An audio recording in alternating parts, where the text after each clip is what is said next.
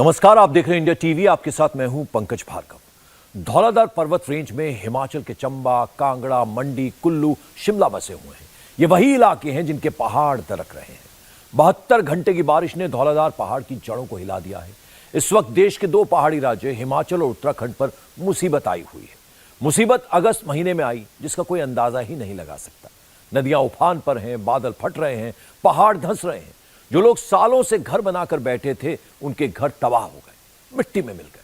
कुल्लू, मंडी, शिमला, हिमाचल के कई शहरों से ऐसी ही तस्वीरें आ रही हैं। इसका सही अंदाजा इन तस्वीरों से नहीं लगा सकते जो आप देख रहे हैं। इसका अंदाजा इन पहाड़ों के पोस्टमार्टम से ही लग सकता है। कैसे पहाड़ कमजोर हो गया, कैसे पहाड़ पिघल रहा है, कैसे टूटकर खाई में गिर रहा है। इन पहाड़ों के अंदर क्या हो रहा है। पहाड़ी राज्य देखते ही देखते कब्रिस्तान बन रहे हैं। अब तक 61 लोगों की मौत हो चुकी है। अभी कई लोगों का पता नहीं चल रहा है। ऐसा क्यों हो रहा है, ये रिपोर्ट आपको बताएगी। क्यों धंस रहे हैं पहाड़।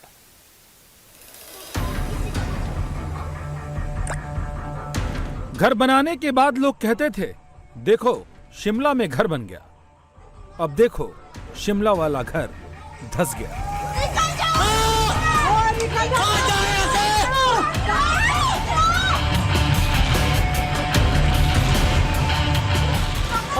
बिल्डिंग के अंदर लोग हैं, इसमें नीचे आ रहा है, वो देखो खाली हो गया बस सारा।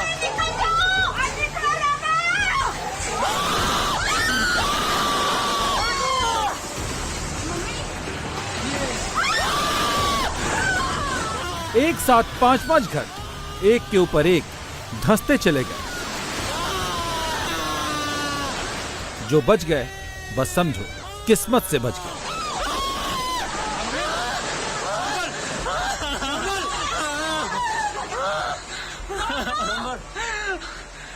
बाबा इसके अंदर लोग तो नहीं बने।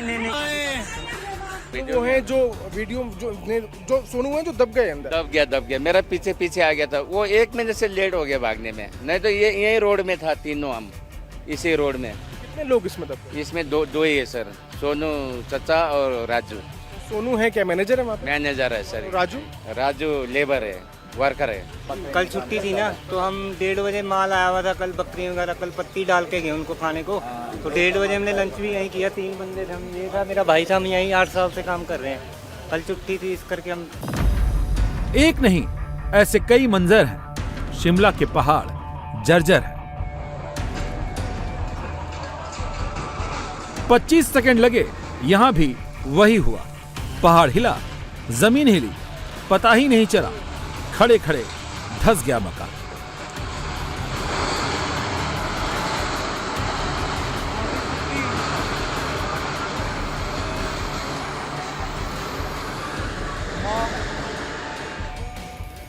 ऊपर मकान, नीचे से जमीन गायब।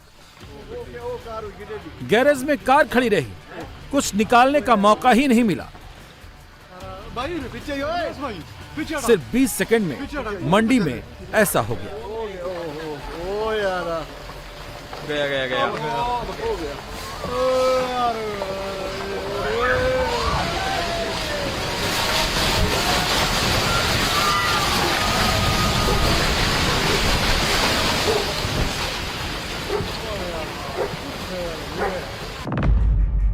शिमला के पहाड़ धंस क्यों रहे हैं? जमीन गायब क्यों हो रही है? आप भी सोच रहे होंगे कि ये हो क्या रहा, क्योंकि एक बार नहीं हुआ, शिमला में ये दूसरी बार हो रहा है। वजह क्या है?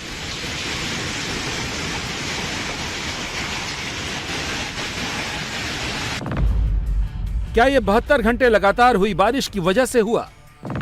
क्या ये अचानक से बादल फटने की वजह से हुआ?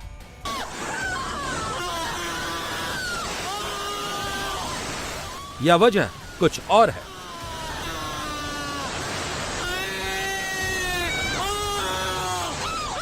पहली जो हमारी 7 जुलाई से जो तबाही हुई थी, उसमें संपत्ति और संपदा को बहुत ज़्यादा नुकसान हुआ था।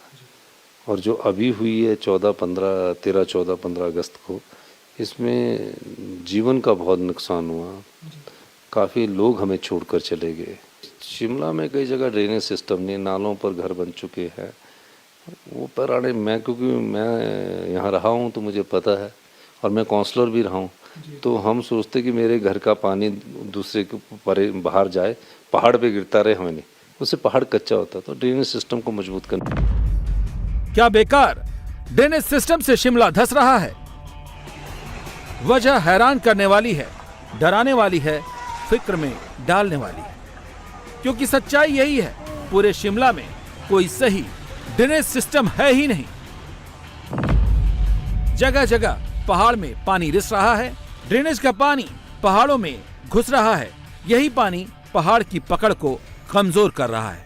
ड्रेनेज सिस्टम को मजबूत करने की ज़रूरत है। कल मैंने इसकी एक हाई पावर मीटिंग भी की है, और जो मेरा अनुभव है, मैंने अधिकारियों को बताया कि ड्रेनेज भी होना चाहिए, और ड्रेनेज कहाँ करना है, किस नाले में करना है, नाले को स्टॉप नहीं करना, नाले को चलने देना है, किस प्रकार की ड्रेनेज बननी चाहिए, जो अंग्रेज़ों के टाइम की थी उस प्रकार की ड्रेनेज के मैंने उनको बोला कि आपने मैप निकालिए कॉरपोरेशन से, और वहाँ आपको पता लगेगा। ड्रेनेज सिस्टम एक बहुत बड़ा कारण है इस तबाही का, और ख़ास तौर से अगर हम शिमला के अंदर हम अगर बात कहें तो शिमला के अंदर तो ड्रेनेज सिस्टम जो है बहुत ख़राब हो गया। घर बनते गए, पानी कहाँ जाना चाहिए, किस प्रकार से उसको चैनलाइज करना चाहिए, और वो सारी चीज़ को लेकर के गंभीरता से प्रयत्न हुए नहीं।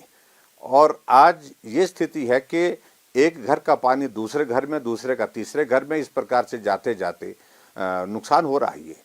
और आज शिमला में अगर डैमेजेस हुए हैं उसमें बहुत बड़ा कारण तो मैं समझता हूं कि ड्रेनेज सिस्टम का। मुख्यमंत्री, पूर्व मुख्यमंत्री दोनों को पता है, खराब ड्रेनेज सिस्टम से शिमला के पहाड़ों की पकड़ कमजोर हो रही है, लेकिन किसी ने कोई ठोस कदम नहीं उठाया। होश सबको तब आ रहा है जब 60 से ज्यादा लोगों की जान चली गई, 250 से ज्यादा लोग बेघर हो गए, करोड़ों की संपत्ति तबाह हो गई।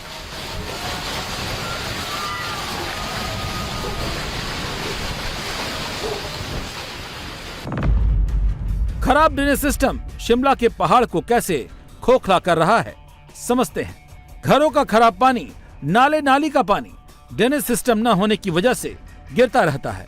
पानी को बाहर निकलने का रास्ता नहीं होने की वजह से पहाड़ों में रिसने लगता है। रिसते रिसते ये पानी पहले ऊपरी लेयर की मिट्टी को नम करता है।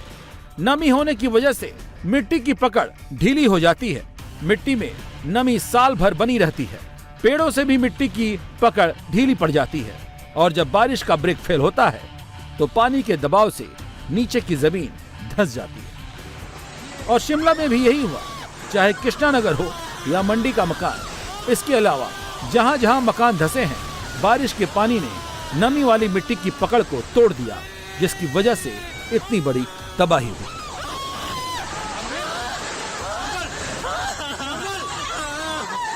चार साल हुई। हाँ जी। तो अंदर जो मिट्टी है क्या वो कमजोर हो गई थी?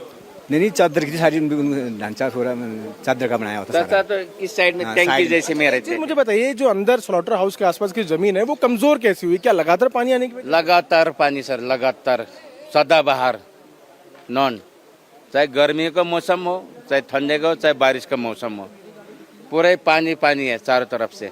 पहाड़ का पानी आता है? पहाड़ का पानी आता है। घरों का जो पानी है वो भी हमें पे आता है? वहीं आता था पानी, है ना। कमजोर हो गई। घरों का ऊपर माल रोड का सारा पानी आ रहा है, पानी यहीं रस रहा है। ड्रेनेज सिस्टम है लेकिन इतना इफेक्टिवली नहीं है ना, एडमिनिस्ट्रेशन उस पर ज्यादा ध्यान नहीं देती ड्रेनेज सिस्टम पे, ये है शिप। उससे स्टार्टा लूज हो गया, जितना भी था ना स्टार्टा, फिर बारिश इतनी हुई 2-3 दिन कंटिन्यूसली। पत्थर नहीं है, देखो एक पत्थर भी नहीं है इसमें। अगर पत्थर होता तो कुछ रोकता बचता भी, पत्थर है नहीं, दलदल है इसमें। जो बातें शिमला के लोग कह रहे हैं वो बातें सच है। कैसे शिमला दरक रहा है, न नगर निगम देख रहा है, न सरकार देख रही है। ड्रेनेज वाटर खुलेआम पहाड़ों में रिस रहा है। बेकार ड्रेनेज सिस्टम। इस वक्त हम शिमला के कृष्णानगर इलाके में हैं, जहां आप तस्वीरों में देख सकते हैं कि गंदे नाली का पानी किस तरह से सड़कों पर ही बह रहा है। ये जो आप तस्वीरों में देख रहे हैं पानी का बड़ा सोर्स, ये पानी जो है ये शिमला सिटी का पानी है, जो ऊपर से बहता हुआ नीचे आ रहा है और पहाड़ों के बीच से होता हुआ, सड़कों के रास्ते से होता हुआ कई इलाकों में जा रहा है। इस पानी की वजह से जो मिट्टी है, जो पहाड़ है, वो लगातार कमजोर होते जा रहे हैं। पानी रिस रिस कर अंदर पहुंच जाता है, जिससे मिट्टी जो है लगातार खिसकने लगती है। आगे बढ़कर आपको और तस्वीरें दिखाएं कि किस तरह से ये पानी जो शिमला सिटी का है, गंदे नाली का पानी, वो कितने बहाव में सड़क पर बह रहा है और ये कई इलाकों से होता हुआ, शिमला से होता हुआ नीचे जाता है। जो पुल है उसके नीचे की जो ज़मीन है वहाँ से पानी होता हुआ आगे की तरफ बढ़ रहा है। और ये तस्वीरें कहीं ना कहीं दिखा रही हैं कि किस तरह से ड्रेनेज सिस्टम शिमला के अंदर पूरी तरह से फेल्ड है। बेहतर ड्रेनेज सिस्टम का ना होना। इस वक्त हम उस जगह पर मौजूद हैं जहां हम आपको दिखाते हैं कि किस तरह से पानी रिस कर पहाड़ों से आता हुआ, हर पहाड़ से होता हुआ जो है नीचे आता है। और आप देखिए तस्वीर में कि किस तरह से जो पानी ऊपर से आ रहा है वो लगातार आता जा रहा है। आज सुबह से फिलहाल बारिश बंद है, लेकिन फिर भी आप पानी का फ्लो देख सकते हैं। पहाड़ों के ऊपर से पानी होता हुआ नीचे की तरफ आता है। शिमला में पहाड़ दरक रहे हैं। क्यों दरक रहे हैं? खराब ड्रेनेज सिस्टम तो जिम्मेदार है ही, धुआंधार कंस्ट्रक्शन भी एक बड़ी वजह है। नियमों की अनदेखी कर निर्माण पहाड़ों पर कंक्रीट के पहाड़ बनते जा रहे हैं। पहाड़ों पर जरूरत से ज्यादा दबाव है। नालों के ऊपर घर बन गए हैं। अतिक्रमण से नालों में अवरोध होता है। घरों का स्ट्रक्चर डिजाइन सही नहीं है। सड़क किनारे अतिक्रमण किया जा रहा है। 60 से 80 डिग्री के ढलान पर लोग ऊंची ऊंची इमारतें खड़ी कर रहे हैं। पहाड़ों की वर्टिकल कटिंग की जा रही है। अंधाधुंध जो है वो कंस्ट्रक्शन यहाँ शिमला के अंदर जो हुई है वो भी एक कारण है। और कंस्ट्रक्शन में नॉर्म्स का पालन नहीं होना। और आज हमारी स्थिति ये है कि ये कंस्ट्रक्शन आज से कई साल पहले हुई पड़ी है और आज इसको तोड़ने की बात आती है, हटाने की बात आती है तो बहुत हल्ला पड़ता है, इसलिए सब चुप हो जाते हैं। लेकिन आज इस सारी घटना के कारण हम इस बात को देख रहे हैं कि आने वाले समय में हमको सोचना ही पड़ेगा कि जो कंस्ट्रक्शन गलत तरीके से हुई है, जिसमें नॉर्म्स की वायलेशंस हैं, जिसमें जिस तरह मजबूत स्ट्रक्चर जहां शिमला के लिए स्पेसिफिकली जो होना चाहिए इंजीनियरिंग की गाइडलाइंस के मुताबिक, नॉर्म्स के मुताबिक, उस तरह का नहीं है तो उनके बारे में सोचना पड़ेगा। ये सचमुच में चिंता का विषय है। शिमला के पहाड़ों पर दबाव सिर्फ अवैध कंस्ट्रक्शन से ही नहीं है। भूगर्भ विज्ञानी तो इसकी एक वजह और बता रहे हैं। पिघलते ग्लेशियर का पानी तेजी से नदियों के जरिए पहाड़ों के भीतर जाकर उनकी जड़ों को और खोखला कर रहा है। ये पहाड़ी इलाकों के लिए बहुत खतरनाक होते हैं। पहाड़ खोखले होते हैं तो उससे होता क्या है? उसकी वजह से पहाड़ों का गुरुत्वाकर्षण केंद्र अस्थिर हो जाता है। कोई भी पहाड़ तभी तक टिका रह सकता है जब उसका गुरुत्वाकर्षण केंद्र स्थिर हो। पहाड़ों की तोड़फोड़ और पहाड़ों पर बेवजह के बोझ से उसको स्थिर रखने वाला गुरुत्वाकर्षण केंद्र अपनी जगह छोड़ देता है, जिससे पहाड़ दरकने की घटनाएं होती हैं।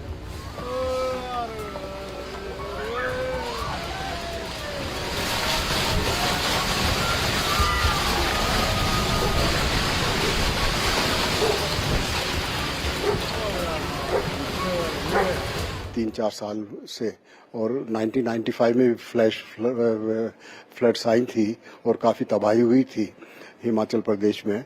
लेकिन जो अब हो रहा है वो मैन मेड नेचुरल इवेंट्स तो हैं ही। नेचुरल इवेंट्स में तो ये कि माउंटेन्स की रेंज ठीक नहीं है या जियोलॉजी वीक है या रेन फॉल ज़्यादा हो रहा है, क्लाइमेट चेंज हो रहा है। लेकिन जो मैन मेड इवेंट्स हैं जैसे कि हाइडल प्रोजेक्ट्स, वहाँ पर 813 हाइडल प्रोजेक्ट्स बने हिमाचल में पिछले 5-7 साल में। और उससे क्या होता है कि डैम बनाए जाते हैं, पानी को रोका जाता है और पानी की जो बैलेंस है, जो उसका जो लोडिंग है अर्थ पे, वो बिगड़ जाता है। समझ सकते हैं कि क्यों धंस रहा है शिमला। एक नहीं कई वजह है, जिसमें सिस्टम की लापरवाही है तो आम पब्लिक की भी, जिन्होंने पहाड़ों की आत्मा को अंधाधुंध विकास के नाम पर छलनी किया और पहाड़ कमजोर हो गए। कृष्णानगर में जो मकान गिरा है उसकी मिट्टी आपको काली नजर आएगी और लैंडस्लाइड की वजह एक ये भी है।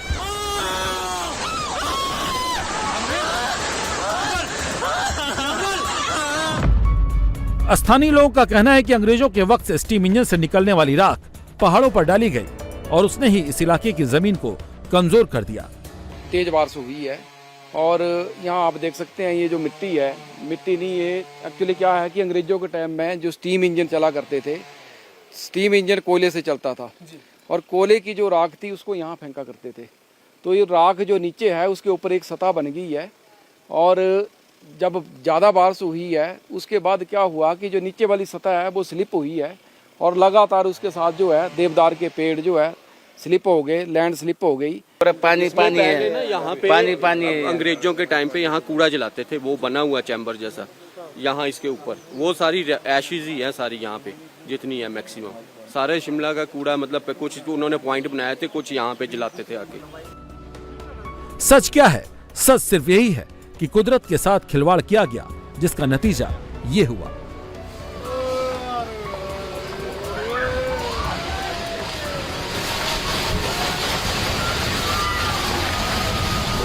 एक्सपर्ट भी यही कह रहे हैं, शिमला को बचाना है तो पहाड़ों के भीतर ताकत भरनी होगी। देखिए यहाँ पर जो हॉरिजॉन्टल जो वर्टिकल कटिंग है, जो रोड के साथ जो हिल की कटिंग है, वो थोड़ा सा मेन कारण है उसमें, क्योंकि एंगल ऑफ रिपोज 45 डिग्री का एंगल तो अटेन करेंगी नेचर, वो उसमें टाइम लगेगा, और जो भी ऊपर के पहाड़ है वो इसी वजह से थोड़ा बहुत दरक रहे हैं, नीचे को खिसक रहे हैं।